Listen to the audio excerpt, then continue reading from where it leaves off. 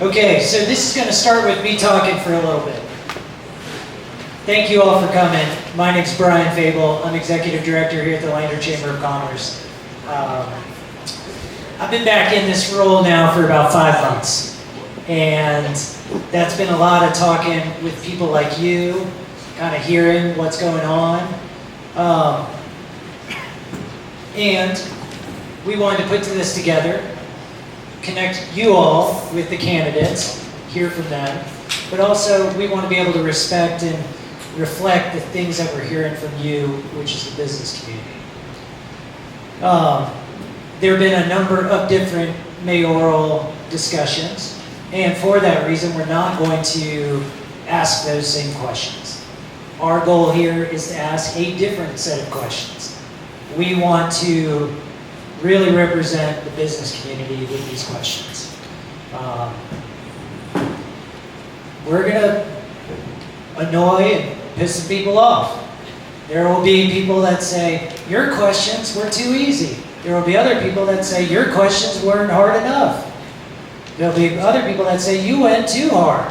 So, sorry in advance, but we can't make everybody happy. And so we're trying to take a unique approach that we don't think anybody else in Lander has been taking to this point. We've been doing a little bit of change in and redirection at the Chamber since I've been back. Our mission is to be the voice of business through advocacy, opportunity, and economic growth. We really believe that the work that you all do is the fabric that connects this economy and funds this community. So thank you for the work that you do. We appreciate it. In the lead up to this, we sent out a survey. We had 80 responses from chamber members and businesses like you. We had 150 questions that came in that people would like to ask mayoral candidates, and we will get to each one of those this evening.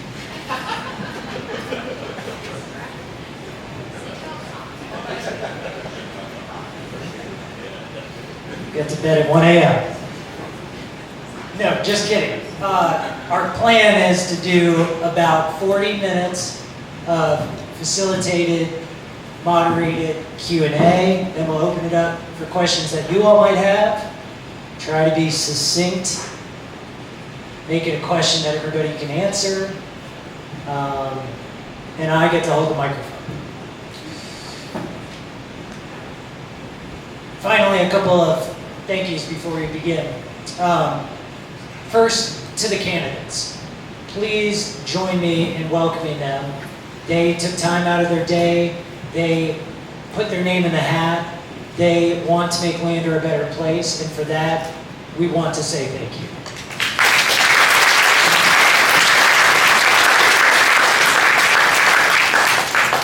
Also on your chairs, we've got a list of past board presidents, and we're drawing on this for our moderators. So we've been operating for 95 years. We've been advocating for business for 95 years. It's had ups and downs, ins and outs. We closed for a period in the 80s. But these are the shoulders of giants that we stand on. And with that, I want to introduce two of our moderators. Our current board chair is Joseph Susanka, who will be asking questions. So please welcome him.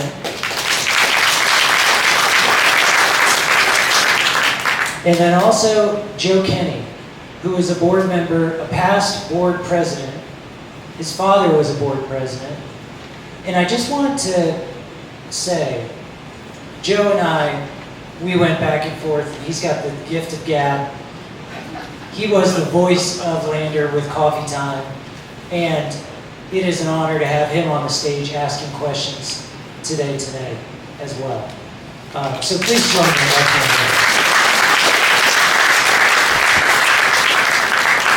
Here are the ground rules. There will be questions. The moderators will give a time limit of either 2 minutes or 1 minute. Grace and Carol here, who also deserve a round of applause for keeping me in line.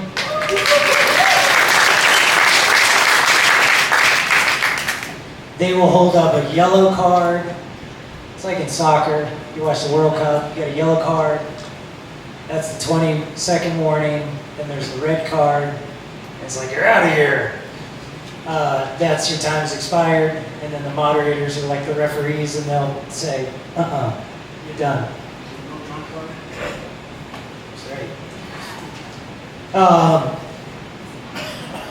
That's it. So, we're going to kick into this. We appreciate you all being here. Be thinking, be listening to what's being said. Be thinking about what is a question you'd like to ask.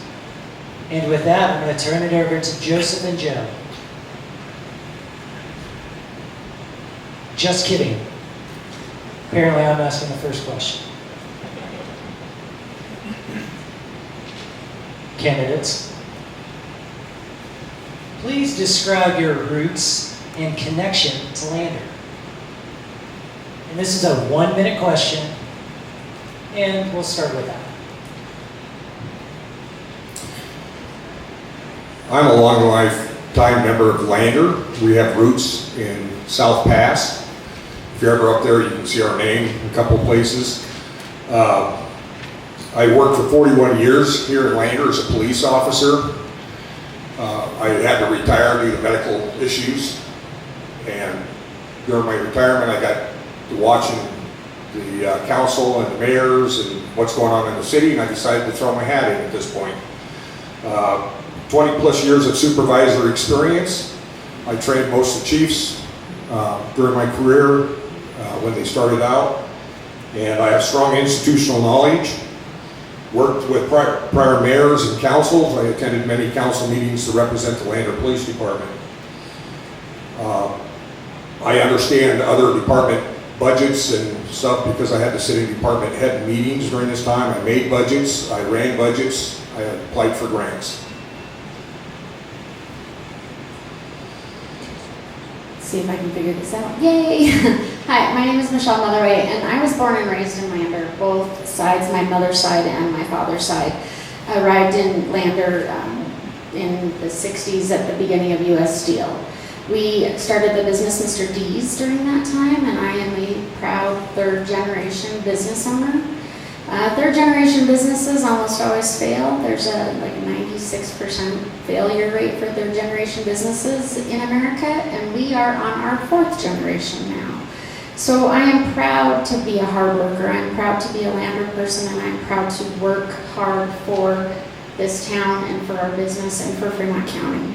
I moved away for a while, so I do have some experience with that. I have a lot of management experience, I have a lot of crisis experience, and I am ready to work for you as business owners and for Lander to continue forward, making us amazing and fixing problems that we do have and maybe some out-of-the-box situations. But I'm ready to work with the people because I'm here for the people. Thank you. Good evening, everyone. My name's Missy White, and I did not have the good luck of being born in Lander. My parents didn't ask me about that. I was actually born in Iowa City, Iowa, but I did have the good fortune of my paths coming to Lander, and that was in the summer of 1985, and I absolutely fell in love with the land and the people of Lander, and my goal was to figure out a way to be here and to make this my home, and which I think I've done quite well. I don't have the generational roots, but my personal roots are very strong. I've been part of the community in many ways, both as a neighbor, a community member, a volunteer for a number of nonprofits, and have served on council for the last 6 years and the last 15 months as mayor, which has been a tremendous, both in honor and a wonderful growth for me. Every day is a learning curve and the opportunity to serve the community I love, and I very much appreciate that and hope to do it for 4 more years. Thank you. We're going to try to alternate so that we're not don't have the same rhythm going on. So, Alan, you got to go first. I'm going to go to Michelle now. Michelle, as a business owner, who depends on local community members shopping at your establishment, running for office takes a lot of nerve. Could you say what it is that made you decide you wanted to run?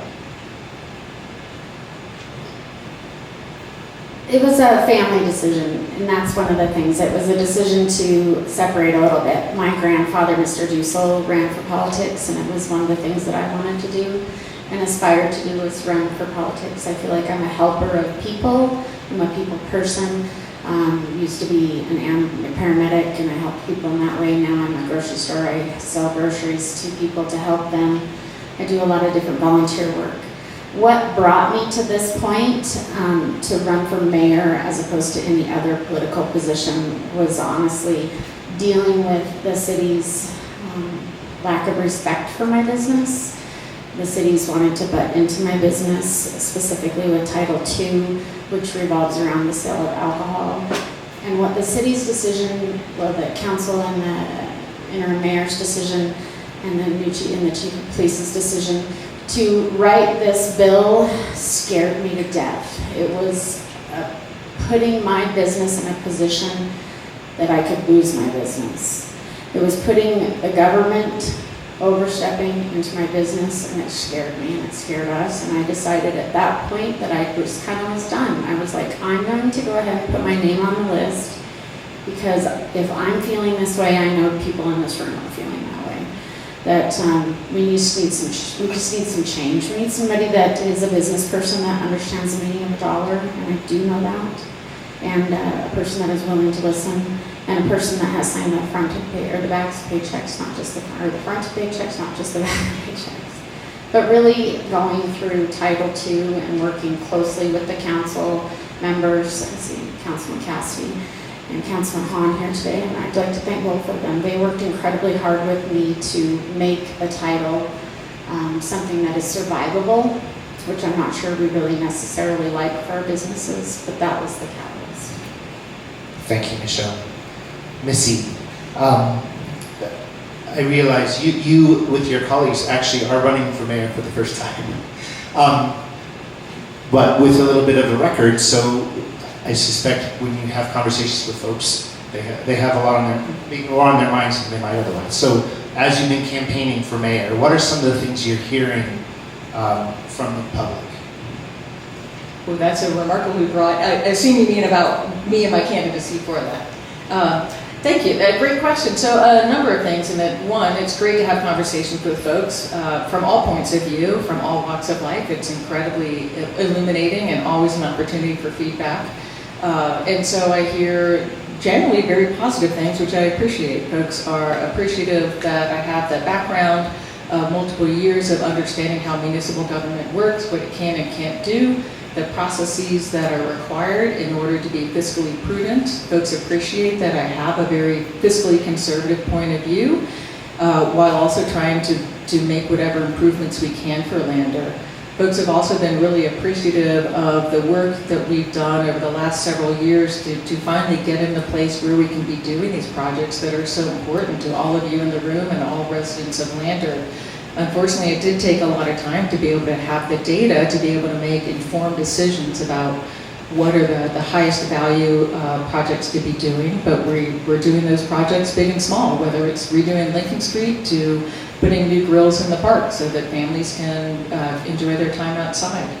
So I appreciate hearing from folks that they understand decisions are complex, that I'm comfortable having to make the hard decisions, that knowing in those decisions there's absolutely no way you can make everybody happy with any given decision, but keeping multiple perspectives in mind in my decision-making process and striving to make the best decision for Lander. And sometimes that's for this coming week, sometimes it's a year out, sometimes it's making decisions that are many, many years out. So in general, folks are appreciating that background knowledge, my extensive experience in leadership and management development and culture development, and appreciate that I'm working hard every day to make Lander the best community it can possibly be. Wonderful, thank you, Missy. I realize I was supposed to say you had 2 minutes for this question. Same for you, Michelle, but you figured it out, so I appreciate it. Alan, you watched your father as Landers mayor for 2 separate terms. What are some of the things that you think the city is doing better now than during your father's time, and what are some things that you would hope to bring back? What I'd like to bring back is direction. Starting to work on our streets, our curbs, gutters. There's stuff that needs to be done. Not the city parks, we've talked about that. As a city, we're only responsible for the fire, police, water, sewer, and streets. And our streets, I'm driving around, I drove around on the same streets when I was a police officer. They're falling apart, and we're putting them on lists to be done, but the lists are 5, 10, 15 years out. We gotta start working on them now. We've spent way too much money on a park that we didn't need, that was bought for a whole different reason. And so I sit with him every other day. We go to coffee, we chat. He comes back from the Fox News group people, and they discuss things. And the nice thing is I have his knowledge. I grew up with the political aspects of knowing what's going on, how to run a council meeting, how not to run a council meeting. It's the same thing with the curbs, the gutters, the sewers, the water projects. The sewer and water take care of themselves through our enterprise fund. However, I disagree 100% with the 7% increase every year we're having right now on our rates. They're pricing people out. I think we need to really pay attention to what we're doing with the streets. It's not what we want, it's what we need. And that's where I'm at, what we need. That's where my dad was at, what we needed. He first ran because people talked and studied the water projects in Lander, but never did anything. So when he was elected the first time as mayor, that's what he ran on, was getting the water systems done. And it got done. I'm running on getting the infrastructure back up and running. We need to sell Lander. You can't sell Lander when you have terrible looking streets, gutters, curbs, potholes everywhere, a little patch here, a little patch there. It has to change, and we need the direction to change that, and that's what I'm here for. All right, thank you. Now this one, I'll ask the first question, and it is a letter grade of how things are in the community. I'll ask the question, and then based on your answer, I have a follow-up question, and we'll start with Missy. What grade would you give the Lander business climate? This includes regulatory fees, permitting, and tax environment. Please give a letter grade only. No commentary for this first round. I will ask a follow-up. So you just want a letter grade? Yeah. Ooh. Boy, that's a whole semester worth of work you're looking for there. 1 to 10. Okay, is letter grade or 1 to 10? Okay, I get to pick. Answer's choice here. I think I'm going to go with averaging out all of those things and call the average a B. Okay. So what would you say to the people who believe the city has cost many businesses time and money due to delays in permitting, inspection, and moving targets? I would love to know specifics for that. Truly I would. It's something I heard about when I stepped into the mayor role, and very much want to get specific details for that. Have literally been begging folks to please give me specific examples so we can fix those issues, and can't get folks to step forward other than to speak in very broad terms. So please, if any of you are contractors and have that direct experience, I would love to grab a cup of coffee with you and hear about your experience for that, because the only way we can fix those issues is to know exactly what the issues are to fix. That's my stake in it. So I know there's a perception that we are requiring or have adopted new codes. That's not actually accurate. These were in place many, many years ago. The change was enforcement. And that was actually a direct response to the community a few years ago when we were having conversations about changes to zoning codes. And the community was absolutely adamant that we needed to better enforce building codes. So there was a learning curve for that, for sure, and there continues to be for that on everybody's side. Even talking to our inspector today, he said, folks who 3 years ago, they had rough relationship, have said, I've benefited so much from this. One individual noted, one, that Lander is less restrictive than other communities that he works in, and these have made him a better contractor. Another one noted, yeah, it was a rough start between the two of us, but now I really appreciate how we work together. I learn a lot, and I'm providing better service to my customers for it.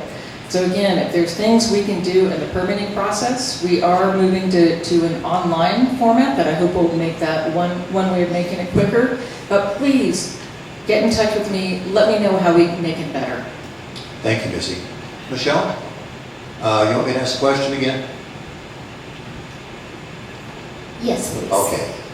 What grade would you give the Lander business climate? This includes regulatory, fees, permitting, and tax environment. Please give a letter or number grade, your choice, and there will be a follow-up. 2 minutes. I'm gonna go with a D. A D. Okay. Then, what is needed to improve this grade? As a business owner and a person that cares about our community, I'd like to see the least amount of intrusion possible into our businesses. And I talk to just about everybody because I work in a place where everybody comes. Very few people don't come into my business. And I spend a couple hours a day talking to people. And I recently spoke to Don Metzger. I don't know if he's here. He was on the list to be here tonight. And because of the Lincoln Street project, he's losing approximately $200 a day, and has been for months and months and months. He's not the only one. If you look at the businesses and the things that have happened because of the Lincoln Street project that was supposed to be done December 2005 or 2025, how many businesses have gone out, or how many businesses have struggled because of just that? And that's on the city. It's on the city in a lot of ways. I think having the least amount of intrusion possible, I mean, we do need some rules and regulations, and I understand that, but we need to be business friendly. We need to encourage businesses to grow and encourage businesses to come into town and do businesses. Mr. Gaszewski, Mrs. Gaszewski are here tonight, and I've listened to their story. If you'd like to listen to a story, listen to theirs. It's amazing. It's crazy, the things that the city has done to just specifically them. And I know that there's other businesses in this place that have had some of those things happen to them, and they're afraid. People in Lander are afraid to go to the city and afraid to talk to the people. And I'm really sad about that. I hear it regularly. I hear it all the time. People don't want intrusion into their business, and oftentimes are afraid of retaliation from some sort of agency in the city because of the environment we're in. And that makes me really sad. Thank you, Michelle. Alan, I'll do the question again for you, and you come up with the letter or number grade. I think I'm good. You think you're good? I think Okay. I'm good, I can go. All right. I would rate the business community right now with the city of Lander as a D, maybe even an F. I mean, the way that I understand it, we're over-regulating the city is to the business community, and we shouldn't be that way. We should be asking them, how can we help you? Not, hey, let's let people get in our way. I've had people come up to me and tell me, hey, I'm building this house here, and I had to get this permit to go from point A to point B, and they came in and said, no, I can't do that because my grade to my house is wrong. And rather than say, all right, listen, we'll give you a permit right now because you're not working on that, you're working on your plumbing and your electrical at this time, we'll address that for your permitting process at the end. The guy ended up having to cancel his drywaller or something coming in, and that puts him back at the back, and they start losing a lot of money when you end up doing that. These guys work on a timeline. I helped build houses here in Lander. I've been a janitor in Lander. I've been a snowplow operator, so I know how the business is, and all of a sudden I had to start paying extra money for plowing the snow out into the city parking, from the parking lots into the city street. And they started over-regulating me. I had to get out of the business because I was just a part-time person. So I hate to see what you guys are going through. I mean, when you have to have a permit for a water tank replacement in your own house, come on. I mean, we're putting way too much fees, way too much regulations on the business community. I'm sitting here, I hate to say this, I just heard Missy say she heard this from you, from the businesses people. If I heard that, I'd be saying, going to the chamber and saying, let's have a meeting with all the business people and they can talk to me. Tell me what we need to do as a city to get out of your way. That's what we do. We should be promoting the businesses, not harming them through regulations. And I promise to change that when I get in. I want to have people come to me or me go to them and say, how can I help you? Thank you, Alan. Joe?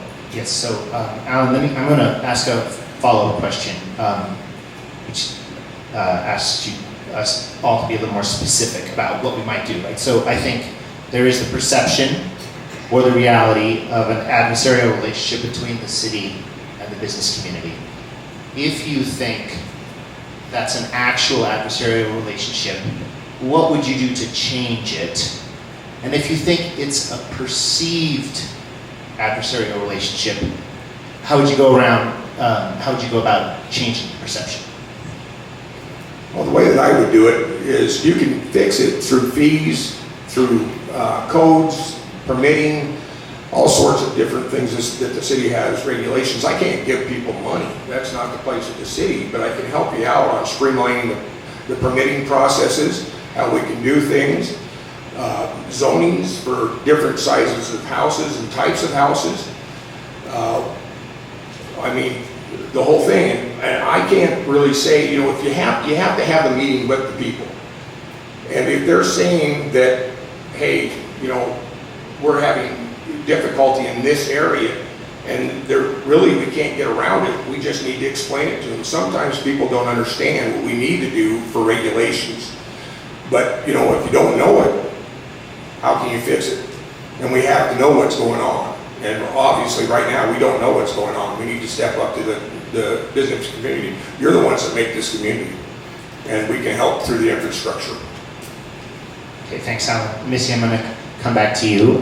Given your letter grade, I think you think this is more perception than reality, but I would ask the same question of you.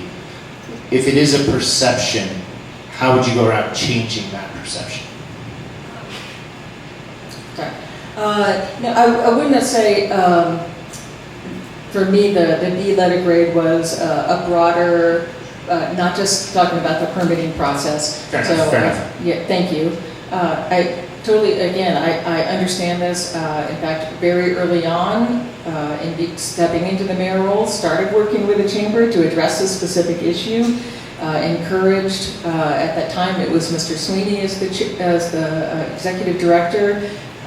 If folks aren't willing to come individually to me, could you serve as a messenger for that? And, you know, encouraging that kind of information. Again, I've asked, is it the permitting process, inspection process? Is it the timeline? You know, is it personalities involved? What is it, so that we can get that information and try to make those changes? Unfortunately, also, some of the folks making their concerns had inaccurate information about what had actually transpired, which unfortunately just muddies the water. Okay, thank you. And then Michelle, same question for you. If you feel that the adversarial relationship is real, how would you solve it? If you feel it's a perception, how would you go about dispelling the perception? There's three sides to every story. We all know that. His side, her side, and the truth. And the truth is that there is an adversarial relationship, period, from the community to the city. I feel like that the city hall is closed. It's a dark building. You can't get in, you can't walk in, you can't make an appointment. It's hard to do. Not to pick on Mayor White, but try to make an appointment with her. She'll say, make an appointment with me. How do you do that? Do you email? Does she answer you back? I don't know. She doesn't answer me back. They're hiding behind that wall, and I would change the perception by let's open things up. Let's start telling the bottom line. Let's figure out bottom line. Let's tell the truth. Let's speak individually to the people, and let's stop interrupting people's businesses, and let's move forward. Okay, thank you, Michelle. Joe? All right. This is another 1-minute question, and we'll start with Missy again. Identify one current city expenditure, program, or priority that you believe should be reduced, eliminated, or restructured, and explain why taxpayers are not receiving sufficient value from it. I'm going to go with a first thought, right thought, and based on a conversation I've reiterated today, but started quite a while ago, and this is how the county dispatch assesses their fees to the different municipalities. And right now it's been and remains quite a mystery for that, and we just got a bill that was over what we were expected for without any explanation of why that was. I've long been advocating that a better way to do that is simply on a per capita basis, which is a much more manageable, it is more budgetable and predictable than the varied things happening. And associated with that, to actually have a joint powers board so that representatives from each community, like the law enforcement person, will be able to monitor the expenses and assist in making the decisions that all of us are then financially responsible for. So it's a way to increase involvement, transparency, and predictability, and more equally share the financial burden of having dispatch. Thank you. Michelle, do you want me to read that again?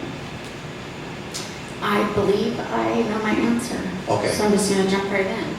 I'm holding a summary of the engineering fees for Lander. And the engineering fees that we have spent in the last 14 months, just the last 14 months, we've spent around $200,000 a month on engineering fees. Now I understand we're tracking down stuff. You have to have an engineering fee and a study to do a grant. But we spent, as the city of Lander, $2,772,000 and some cents. From 125 to 426. So we're in 826 now. So you know it's more than that. I think if we're gonna cut expenditures, let's work on the projects that we've got completed, that we have the studies done for, the grants in place for. Let's not stop jumping around. Why are we going to Buena Vista when we said we were going to go to Fifth Street according to the master plan? And let's do right by the taxpayers, please. Thank you. Alan? I'm going to speak to something dear to me as a ex-police officer.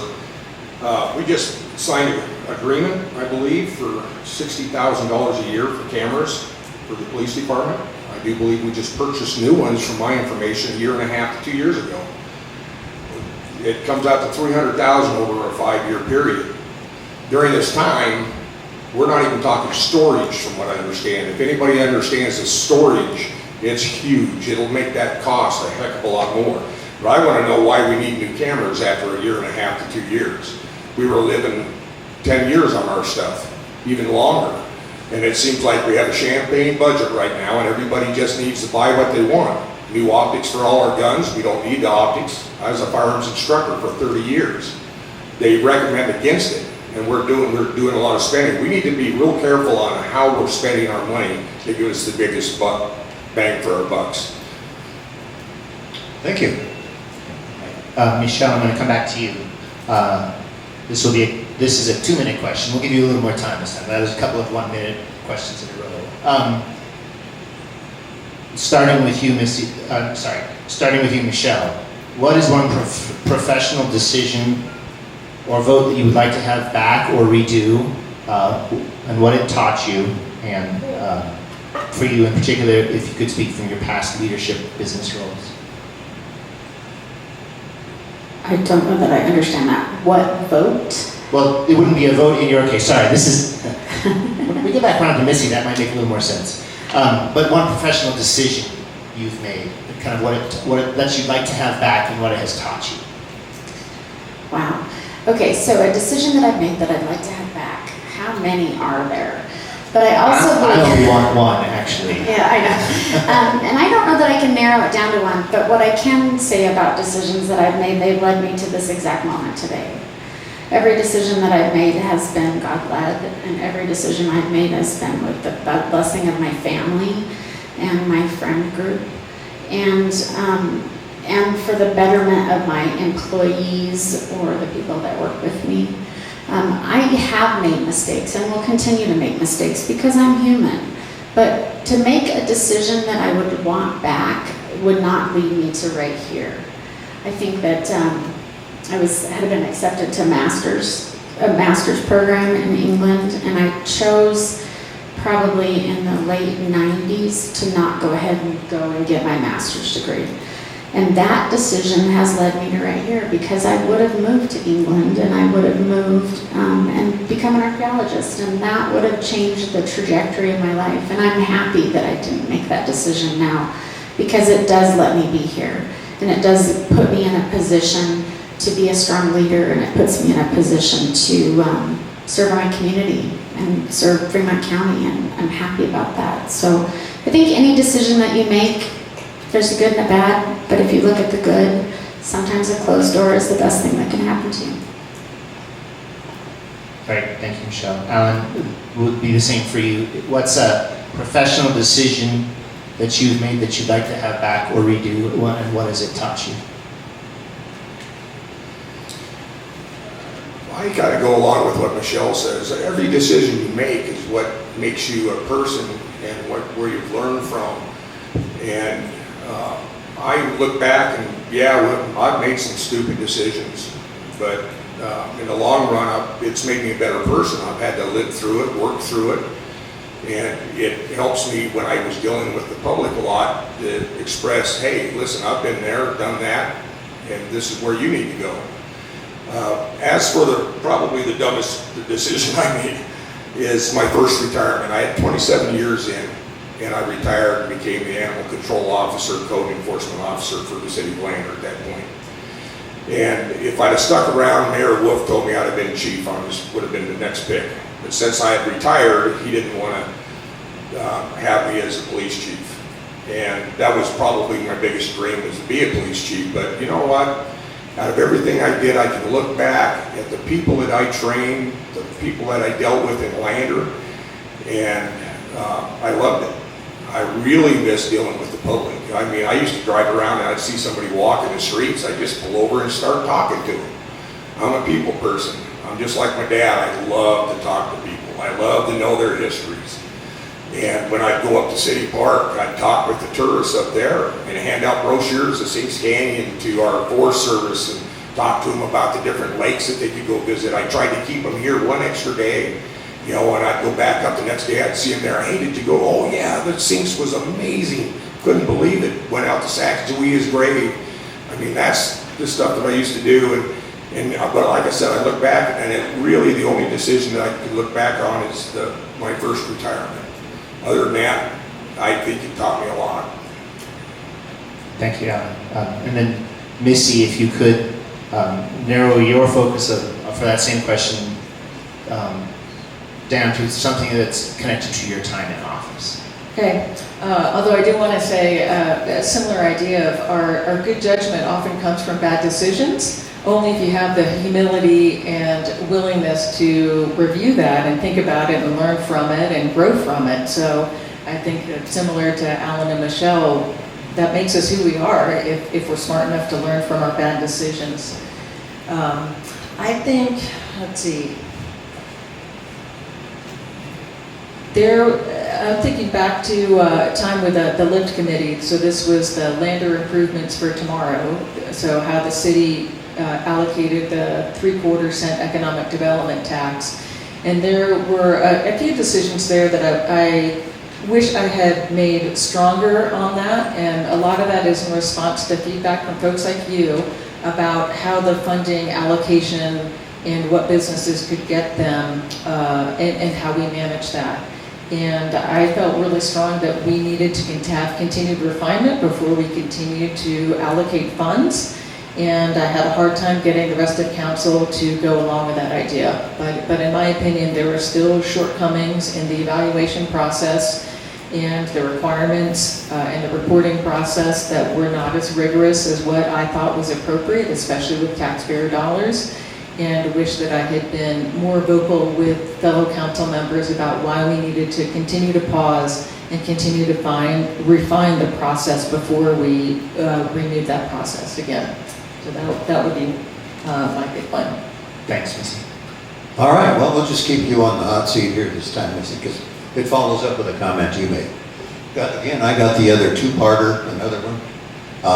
The question is, are you in support of the 3/4 cent sales tax as currently proposed, yes or no? And then there's a follow-up on your answer. Yes. Yes. If in support, how should the funds be allocated? And this is a 1 minute. So the allocation, and I don't remember the exact breakdown of it, but that was established in the MOU that the entities have agreed upon. I remember it's like 54% would go towards ambulance service, and then different percentages for ground transportation, so that's WRTA, senior center buses, and any kind of public transportation, and then also for the commercial air service. So I believe very much in the work that the committee did to establish what those necessary funding allocations are. I really appreciate the rigorousness of the MOU that is up for the entities to sign. And I'm a fan of it because one of them, commercial air service, is a revenue generator, it's an investment, and the other two are inevitably always going to be revenue deficits. And so we need to have them married together to support the essential services that we need as individuals and our businesses to continue to be here and thrive. Thank you. Michelle? No. Okay. If not in support, how would you address the funding gap or austerity measures required? Don't let them make you believe that they're going to take away your ambulance service. I don't think we should be giving tax dollars to for-profit businesses. I understand the economic impact, and I use the airline a lot.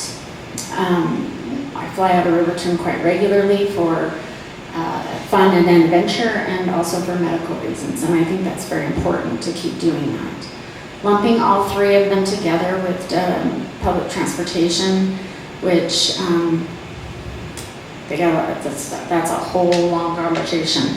But to fund it, I don't know that we fund WRTA. I think that it started from the casinos wanting traffic to come to them, so that's how it started, I believe.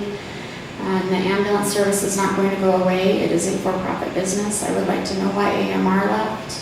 Again, I have 12 years of ambulance experience working for AMR. I know that that's a billing problem, and I don't know why we need to add another tax for airline. Thank you, Michelle. Alan? Yes or no? I thought really hard about this because I'm in the no category, but also a yes. So it's half and half. I didn't like the way things were presented. I think we should have had it broke out. I didn't like them lumped together. I think the reason why they're lumped together is because everybody needs an ambulance. Sooner or later in your life, you're probably going to need an ambulance, or a loved one might need one.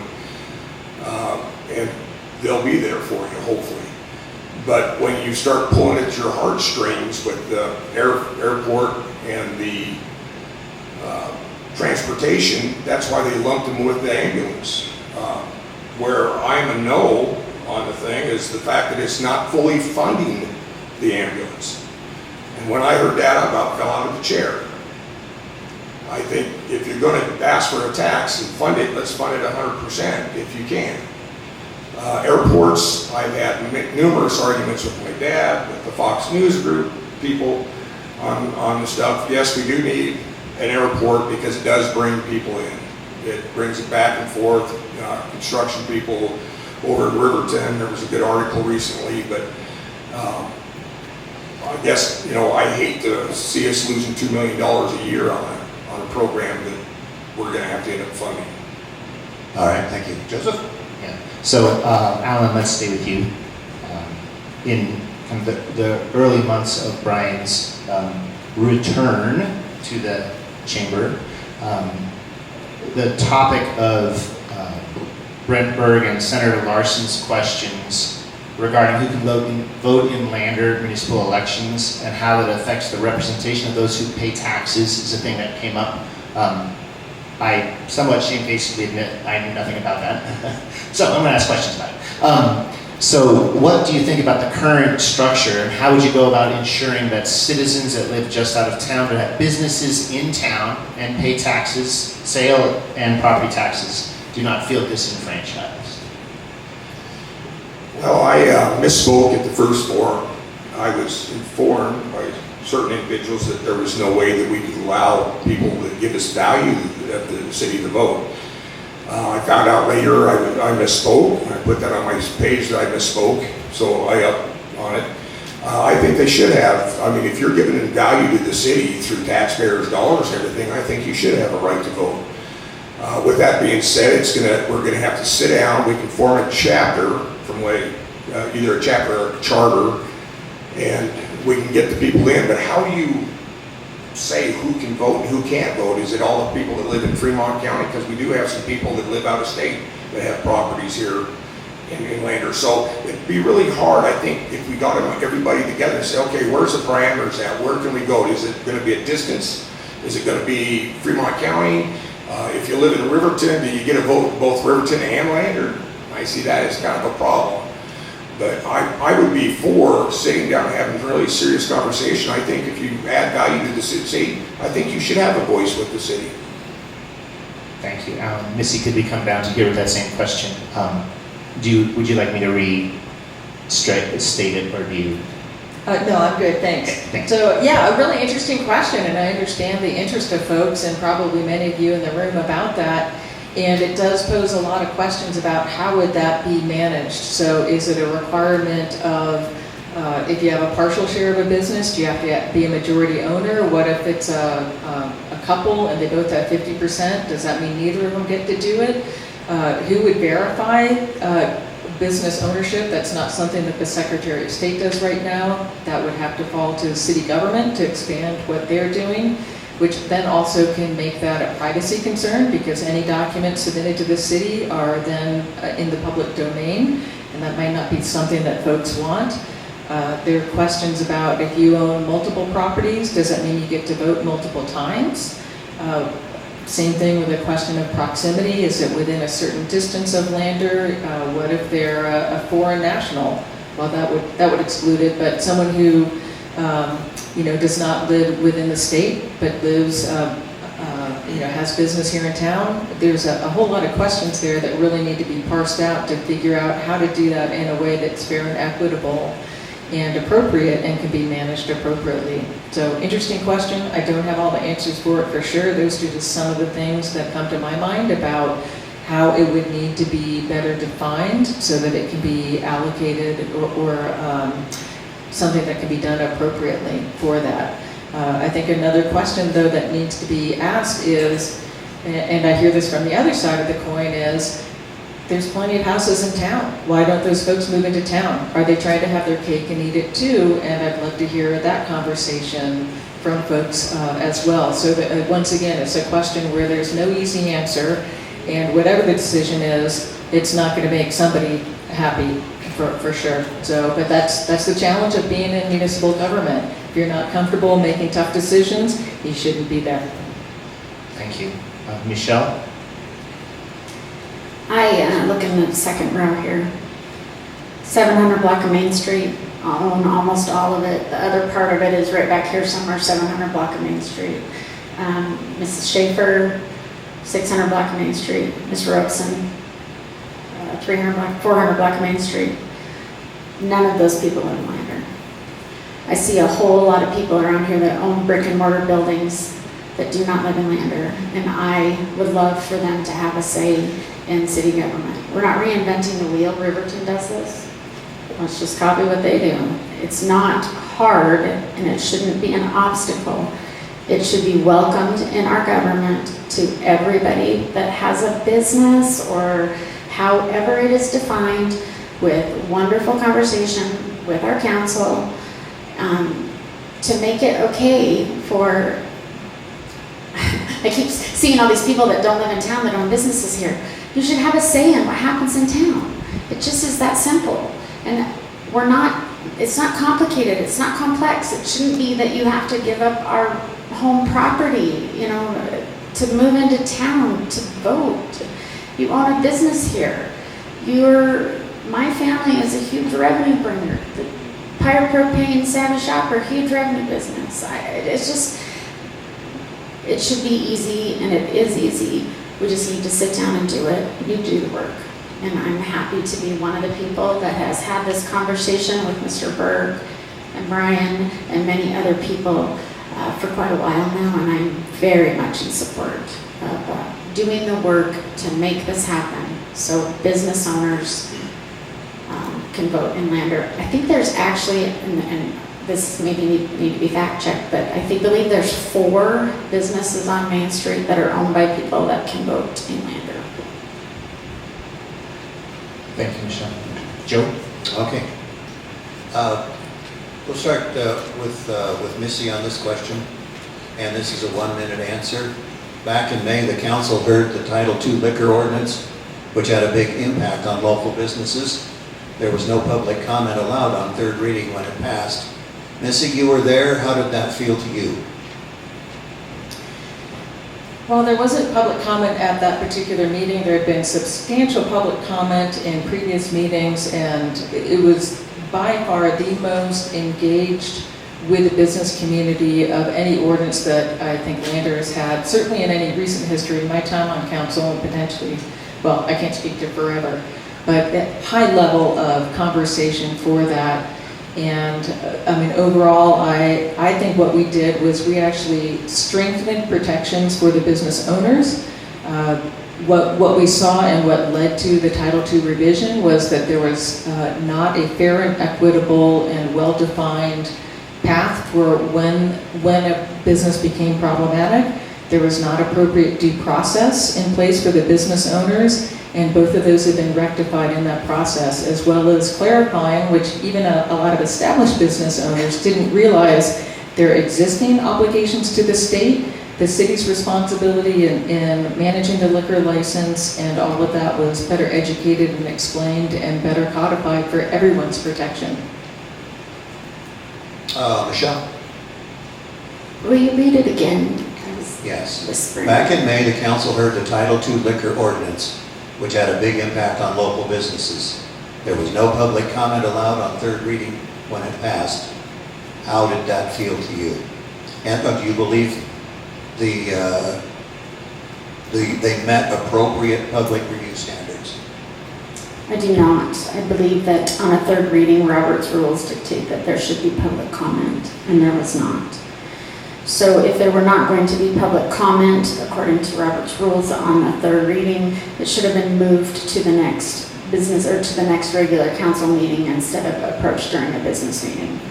During that time, we also had a 20-minute speech from Madam Mayor about her opinions on things. And I think we could have used that time a little bit better. I wanted to talk that night. I was against, even though I worked hours on that. I worked with the council on it. I thought it was amazing, and we did a great job. Look at Mr. Cassidy, and I just think we did such a great job. But we did all of this change because of one bad actor, and because of one bad actor, the city decided to muck around in my business, and it's one of the reasons that I'm here, and I'm not okay with it. Thank you. Alan, do you need the question again? No. I agree with Michelle on this. They overregulated. They took a Title II. I enforced that Title II for 41 years. My question is, why did we need to change it? It worked then. I think it was people were getting lazy on how we did it. If we had a bad actor, Art's Bar, Mike's Bar, Pronghorn Bar, I could go through all these ones, and we had the same problems. They would either have customers in too late, we had all sorts of fights, we had everything going on. We would call them in after notification. We would give every council member and the mayor updates when we started having problems. And we'd call that person in and we'd talk to them and say, listen, straighten it up or you're going to lose your license. And when it came to time, we gave a good speech to the council about who we thought should have their licenses renewed and not renewed. So I don't know why they sit there and say, well, we need to add extra stuff to it. No, it should have just been enforced the way it was. It worked good for 41 years. All right, thank you. All right, so we're going to try to preserve some time for audience questions, so I'm going to move to a brief kind of wrap-up question here. And I think we'll start with you, Michelle. 20 seconds. There you go. Thanks. I'm terrible at the time part. It's right here on my sheet, and I haven't read it once. So, let's say we're a couple of months in the future, and you're the mayor. What is one word you hope comes to mind when people think of you as the mayor of Lander? Responsive, responsible, reactive. I'm going with R words right now. But one word I would think would be reliable and honest, and a person with integrity. So that's a whole lot of words, more than one. Thank you. Alan? I don't think I could say one word other than, get the job done. That's what I want to be remembered for. I got the job done. This is what I said I want to do. I accomplished it.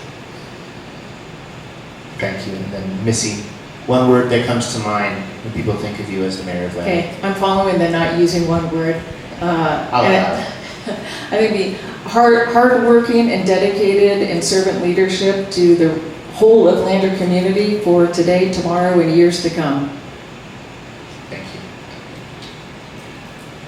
Great, so that wraps up the question and answer portion. We're going to take a couple of audience questions. Here's the parameters. Try to ask a question that everybody can answer. Also, try to make it succinct. We're going to give them 1 minute to respond to these questions. Any questions from the audience?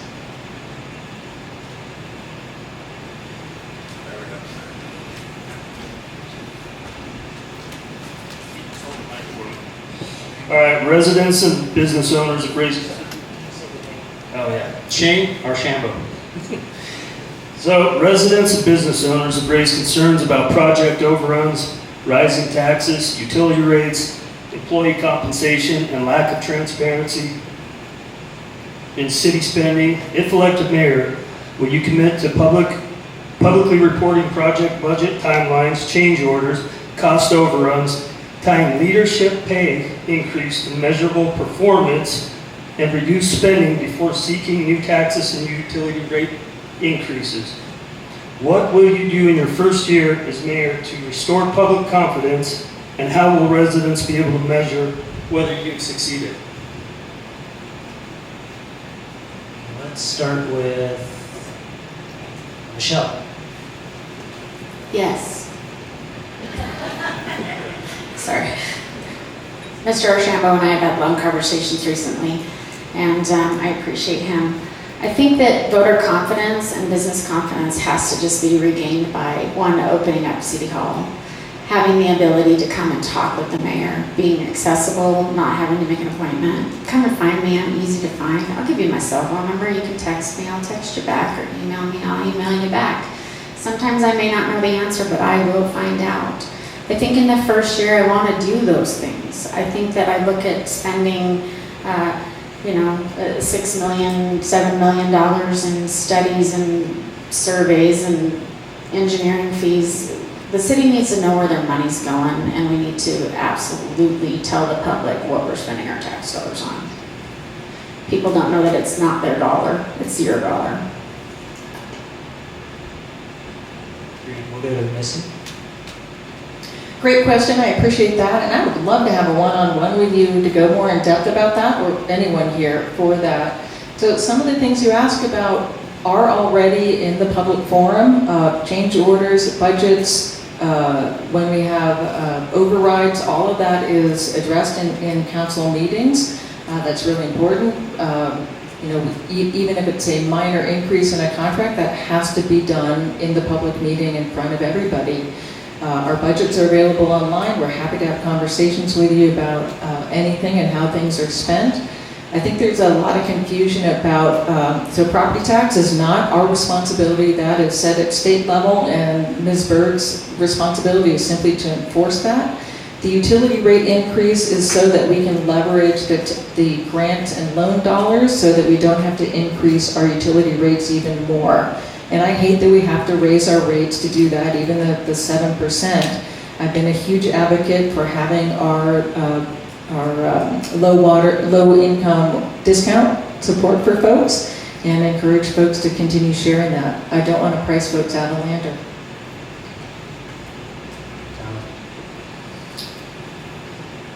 I agree with what you're saying. As a mayor, you give direction where we need to go. We need to stop the fees. We need to lower the sewer and water. I mean, we need to look at the town right now and say, can they continue to afford it? Yeah, we have a low-income water thing where people can apply, but why would we be doing that? It's because we keep raising the rates. When it comes to the businesses and everything, get out of your way. Get you guys moving. It's your money that's at jeopardy, not mine. And we need to fix that. I really think with strong infrastructure, which is the curbs, the gutters, and the roads, that it'll help you guys in the business thing getting more here. When I was working with the police department, I ran a budget and I gave money back and got chewed out for giving money back. And I disagree with that. I think if we can give money back, it's your money. We should be able to rattle it and put it in a place where we can use it. Thank you. Thank you, Shane. Who else?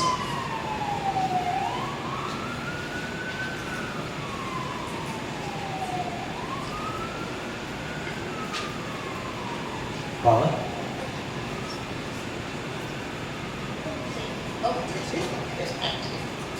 I'm Paula McCormick, and I'm the president of the Lander Old Timers Rodeo Association, but my question is going to be a little broader. Landers has a robust, not-for-profit economy sector here. It contributes direct income to Lander's economy through sales tax, lodging tax, direct spending to businesses. In the nonprofit sector, I believe that there are some roadblocks that the city has put in. How would you remove roadblocks to support the not-for-profits that provide money that come in a whole different economy? We'll start with Ms. Paul, I'd like to, what are the roadblocks? I mean, I can't address how to remove the roadblocks if they're not articulated, so. I can only speak for the organization that I'm involved in, but I believe that other nonprofits have the same types of roadblocks. For example, the city has proposed a 600% increase in the lease of the Lander Old Timers Rodeo Association building, the barn, the 36,000 square barn that we have to pay the city, and they have proposed a 600% increase to a not-for-profit in order to keep the barn that Lotra owns on the city property.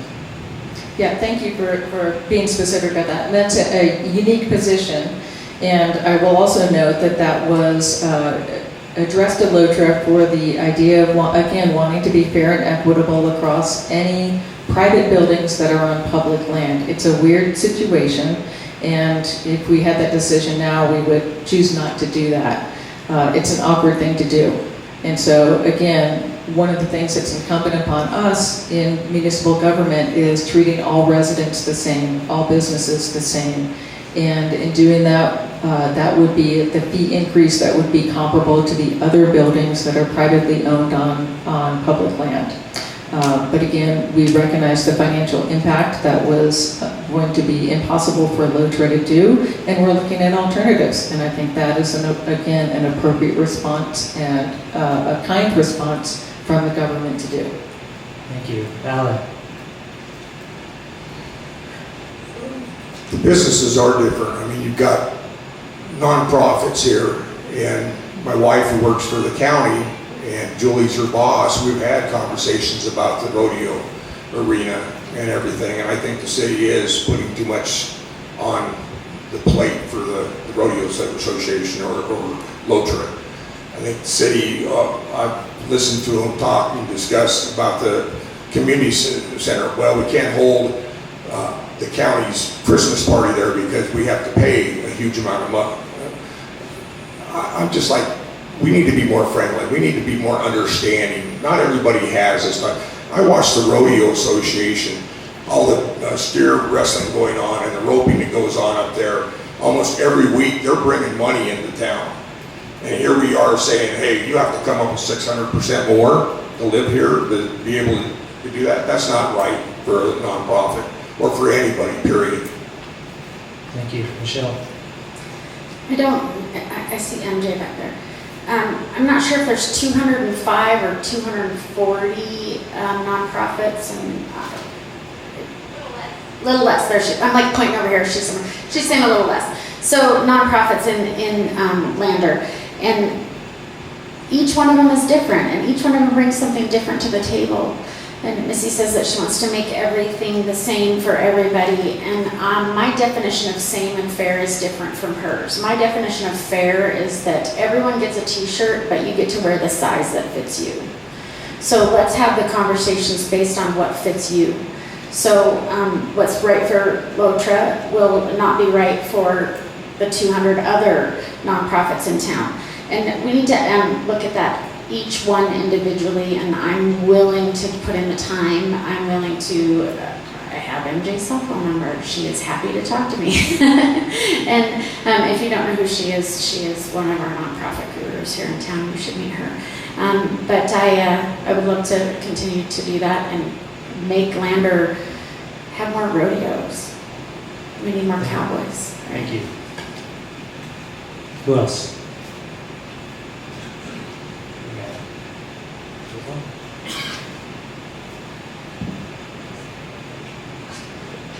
Hi, I'm Paul Deshesky. Thank all of you guys for running. I appreciate you putting your hats in.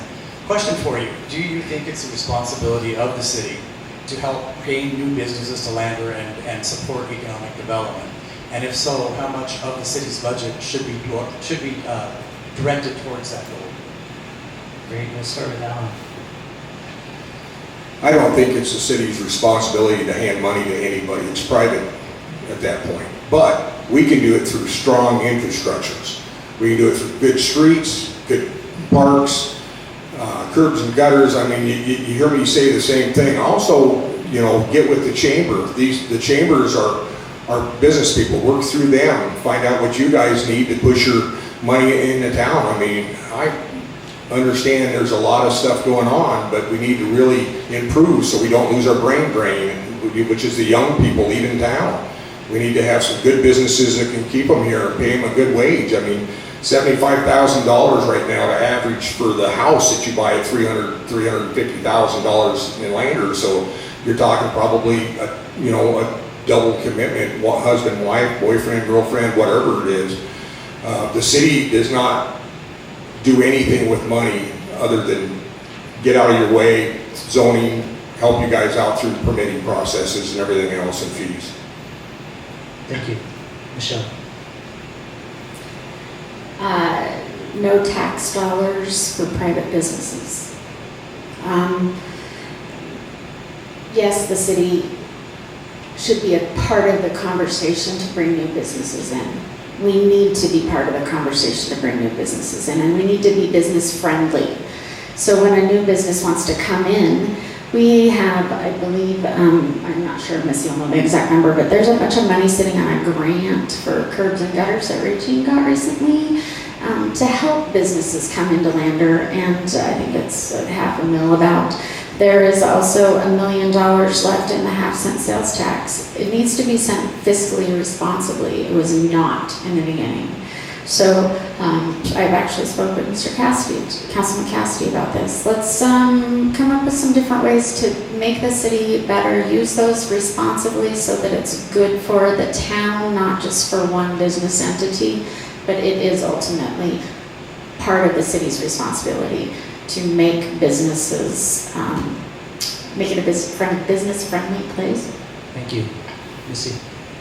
Yeah, great question. I appreciate you asking that. I likewise would rather not see that come from tax dollars. I think that's crossing a boundary that we don't need to go across, and we've got a lot of feedback from that from the LIFT committee and that process. So I would, though, love to see that be something that any of our other entities can try to either work singularly or together for, whether that's a chamber initiative, I remember the days of Leader and what they were doing, and that certainly is something that could be revived, that kind of concept. I would also strongly encourage folks, LEDA, the local Lander Economic Development Association, is very much in need of members for it. So if any of you here are willing to be part of that process and working to recruit businesses here and finding incentives for them, that would be fantastic. But I think that the city can help with explaining some of those opportunities and showcasing what the city has to offer. But it should not be using the tax dollars to entice businesses to come here. Thank you.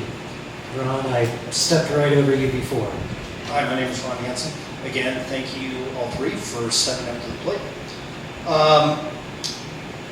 If you could tell me and the crowd, in your opinion, what are the three biggest threats to businesses in Lander?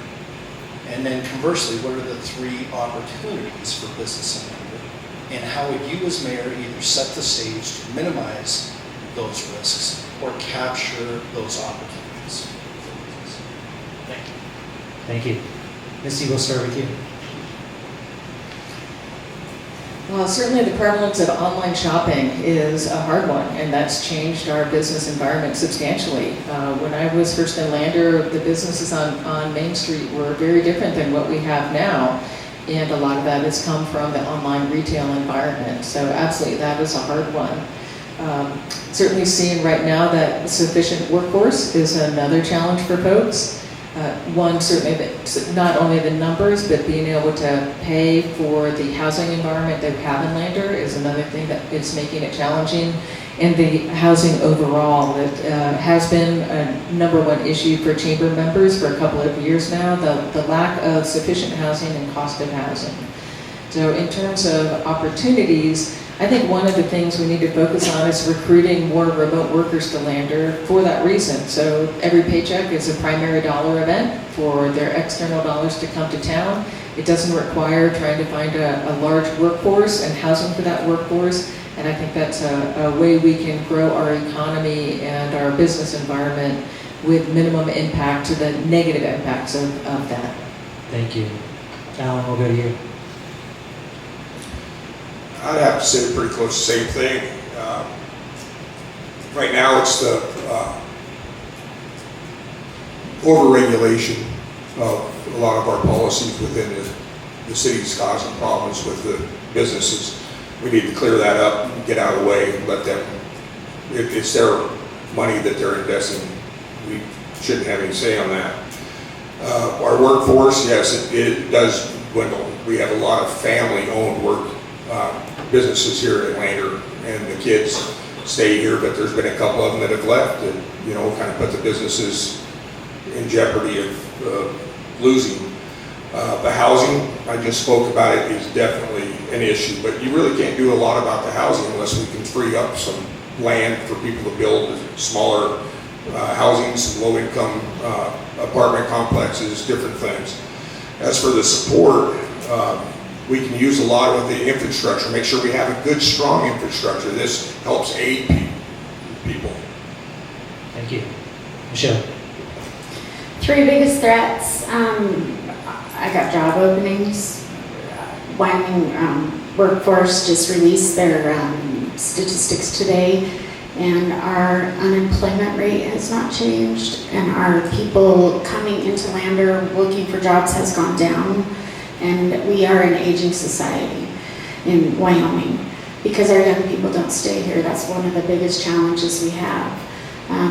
We're living wage is a challenge for anybody that runs a lower end retail business. The margins in grocery is really low. The margins in gas is low. But so you can't pay someone $20 an hour. I could tell you what the opportunities are in Lander, but then maybe I want to open a business and take those opportunities for myself. Just teasing. Do things like we just did. We just put Tesla chargers in our parking lot. Tesla paid for those, and it is a huge opportunity for all of us as business owners in Lander. Puts us on a map that we couldn't pay to be on. Do more things like that. Thank you. Okay, we have time for about one or two more. Looking around.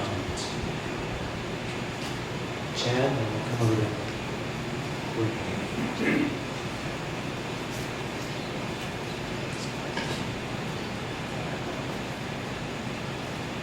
Thank you for coming tonight. I appreciate it. My name is Chad Cassidy. I'm on City Council. I just ask you, for the council members that represent business owners, what's your vision of the relationship between council and the mayor? And how would you leverage our ability to represent the people within the room? Thank you. I'm going to start with Alan. I can sit up here all day and tell you what needs to be done, but I have to have the council's backing to get it done. They're the ones that hold the purse strings. When it comes to the budget, I'm the one that sets the budget, but they're the ones that approve the budget. When it comes to helping the businesses, the council, I want them to be the ears. I want them to talk to people. You know, they have I'm sure a lot of business people come up and talk to Mr. Cassidy, just like they have with me. And we need to continue that, but they need to come and report to me and me report to them and say, this is what the building community and the businesses are all talking about. And how can we support them? Get with them, get with the council, sit down with the council and say, these are ideas we all need to work together on and push it through.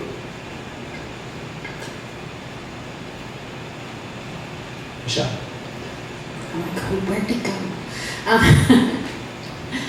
Thank you, Councilman Cassidy.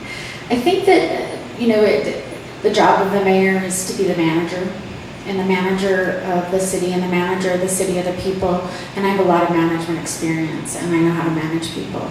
Part of that is being a servant leader, and being the mediator, and being the person that is like, hey, I'm hearing this, but what else am I hearing? It's hard when you have Robert's rules and more than 3 council people can't be in the same room at the same time, so you have to have a lot of meetings. But I am a person that will sit down individually with all of them. It's been very interesting, like I said, going through the Title II, you've heard a lot about that, but going through that process with all of these different council members and having to sit down with them individually and learning a lot about what the council actually does. And they are the ones that represent the constituents. If you're not voting and you don't like your council person, go and talk to them. If you live in Ward 3, there's a huge runoff going in Ward 3 right now. I see George here. If you want to talk to him, you live in Ward 3, go talk to George for a minute. He's here tonight. But have the backs of the council people and then kind of tell them what you're hearing and having more open and honest communication. Thank you. Missy. So the benefit of having 6 council members and spread throughout the city is exactly that. They're in different parts, literally, geographically. They tend to be in very different social and business circles. So in essence, that serves as a force multiplier and the ability to use that advantageously so those different perspectives can get funneled to the mayor's office. And that's something I really appreciate when both not only constituents, of course, I always love hearing from constituents, but also council members saying, hey, this is what I'm hearing from folks in my neighborhood, from folks in my business. How can we address these concerns? What is the background information? How do we address their issues? Is there information we need to be providing to folks? Are there conversations that need to be had? And again, that's what council members are awesome at doing.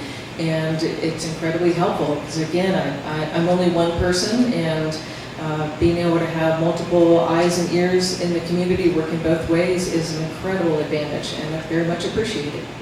Thank you.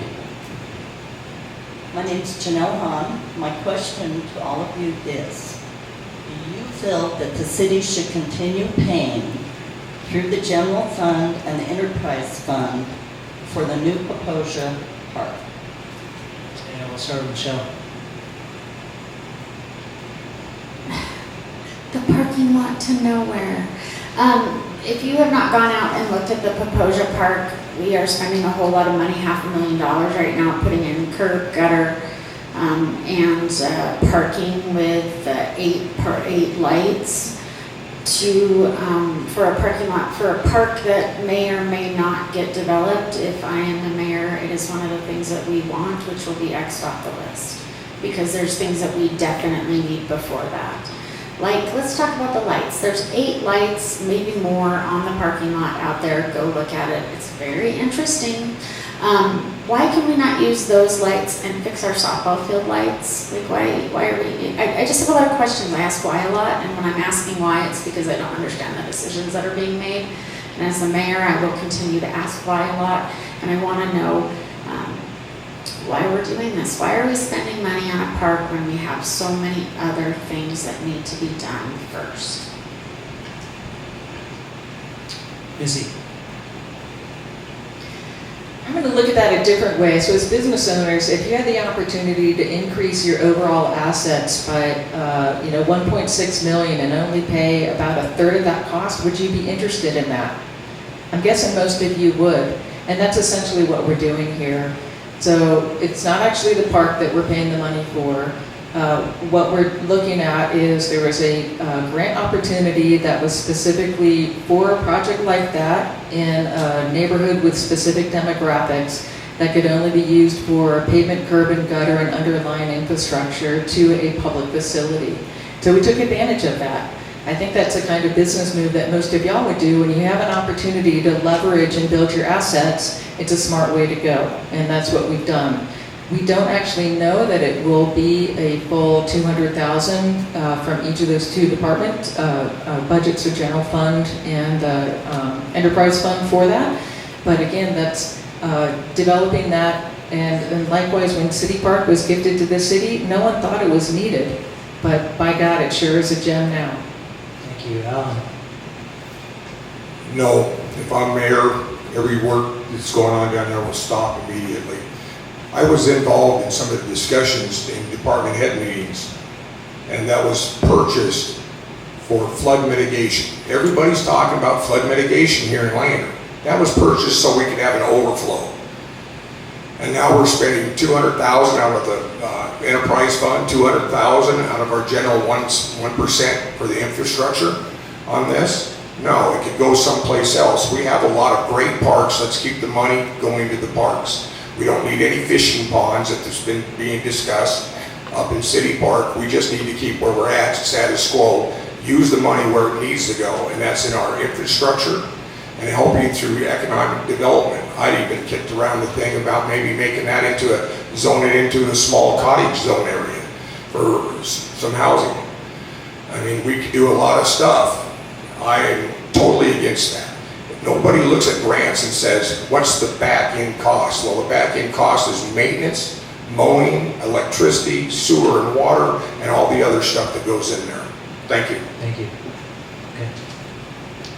Hi, I'm new to town. I came from the state down south, which shall not be named, a community which I have coined Airbnb boomer. And I see a lot of that happening in both Lander and Riverton, specifically with youth leaving. And I think that the middle class and the working class are the most important. You've got the charm of Lander, but you have to have the people. Our business, I'm Courtney Gill with Teton Therapy. I work in marketing because all of our therapists have worked 6 to 12-hour shifts this week. What I did in preparation for asking this question to you is I surveyed our young people, our techs, our assistants, and the overall feedback from them was, well, what are they going to do to keep us here? And not in like a neat way. It's like, I can't even afford an apartment. We're recruiting a physical therapist. That's an obstacle for us right now, and they're a professional level salary. So with that said, fees and regulations are things that boomers and Airbnbs can outride. But how are you supporting businesses with low to middle income? And how are you reaching out to the youth? And I'll give you an example. Mayor Bob Buckhorn of Tampa, Florida, I was a young person, he asked me how to fix the problem. He sat down with us at a brewery and he did what we said. Listen. You're speaking to the heart of one of my concerns. I think it's critical for so many reasons that the people who do the work of Lander live in Lander. And without that, we lose the specialness of our community and we lose our identity and many things along with that. And working for workforce housing has been a project of mine and a goal of mine since before even getting on council. So unfortunately, part of making more housing available is the dreaded C word of change. It does mean our neighbors are going to look differently for that. So we've talked a lot about the price of infrastructure And part of what that means is we literally can't afford the current infrastructure we have. It'd be over $400 million to redo all the pavement, curb and gutter and underlying utilities of our existing roads. So the idea of building out and doing it the same level of density just adds more debt to the city budget.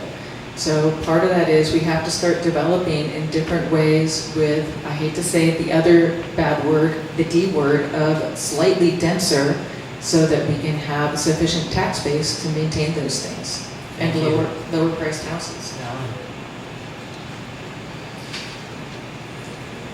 I understand where you're coming from. I've been a pretty good customer at Teton Therapy, Fremont Therapy. I've asked some of the questions of some of your therapists, and they do struggle with the cost of housing here in Lander, and that's why I say we need to have a strong, robust infrastructure where we can put in some new land through zoning and maybe even expanding the footprint of Lander so we can bring in some more land where we can build some lower income stuff for houses. And I'm not talking the big 3-bedroom houses, I'm talking the nice little 2-bedroom and single-bedroom houses, things like that. I was also talking with your therapist, you know, they talk about our bicycles and our rock climbing and things like that, and I think we need to really promote that within Lander. And that will help because that brings people in to spend their tax dollars, and $1 goes 7 times over the last time that I remember. For every dollar spent, it turns over Lander 7 times. So yeah, I agree. I see a really problem with trying to maintain the workforce, and I know one of the people just left from Fremont that I liked, or Teton that I liked. Thank you. Michelle? I've talked about this before, I have job openings. We are not an employer that can pay $30 an hour. But when we talk about affordable housing, and there's contractors, dirt guys in the building here, the city does not pay for curb, gutter, and infrastructure on a new development. You can speak with, go talk to Wade. You know, that comes out of their pocket. It doesn't come out of the city's coffers. So when we talk about expanding into, we are not a landlocked, we're not Jackson, we're not landlocked, we're not Cody, we're not landlocked. We have lots for sale in town that can become tiny house communities, trailer parks, all of those kind of things. And that will increase Landers and using money wisely. But as far as how do we help? I don't have the answer, but I'm willing to listen. Everybody here has a different answer, and I would love to talk to you because I have my own problems with this exact topic. Thank you. We've come to the conclusion of this evening, and I want to start by thanking the candidates for participating, and please join me in a round of applause for all of you.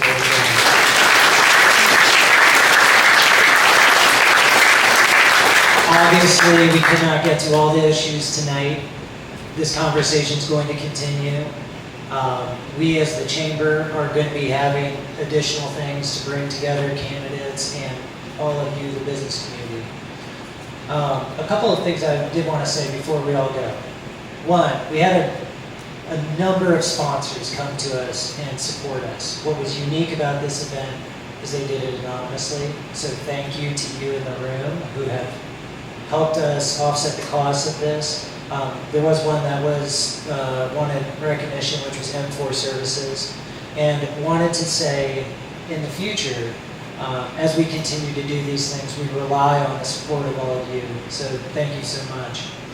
And then finally, one last thing that I'll leave you with. This conversation is evolving, it's continuing, it's going, and really it is incumbent and important for you to be bringing these issues to candidates. To do that, we're going to be hosting some events. We are hosting a luncheon on August 14th where we're going to unpack some of the data that we received in the survey. Again, 80 participants completed it. We had 150 questions. These questions were the ones that appeared most frequently. So, put that on your calendar, August 14th. And what I would also encourage you is hang out afterwards. Go, shake a hand, introduce yourself. Tell them about the things that are affecting your business so that we close that gap that exists in between the private sector and the public sector. With that, once again, thank you to the candidates for your participation. Thank you to our moderators, and thank you to all of you for coming tonight. Good night. Thank you for giving us this opportunity